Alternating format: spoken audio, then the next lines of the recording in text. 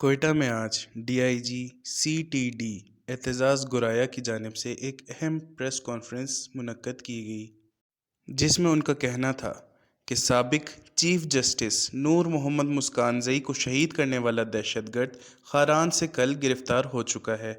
انہوں نے بتایا کہ قاتل نے ویڈیو بیان میں سابق چیف جسٹس نور محمد مسکانزئی سمیت متعدد وارداتوں کا اعتراف کیا ہے۔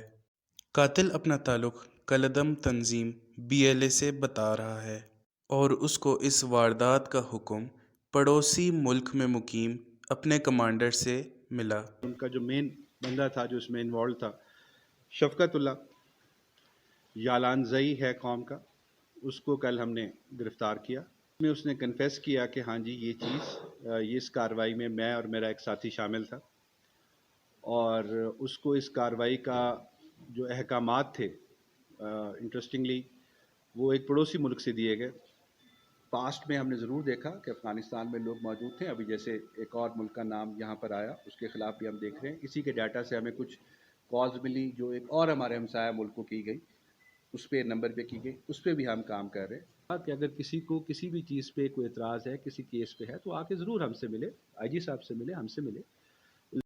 DIG CTD اعتزاز گرایہ کا مزید کہنا تھا کہ لاپتہ افراد کے بارے میں باقاعدہ ایک فورم موجود ہے اور لاپتہ افراد کے لواحقین جب چاہے CTD سے رابطہ کر سکتے ہیں۔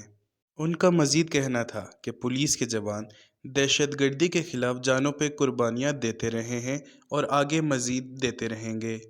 DIG اعتزاز گرایہ نے بتایا کہ دہشت گردی کے مقدمات میں 121 لوگوں کو عدالتوں میں پیش کر چکے ہیں۔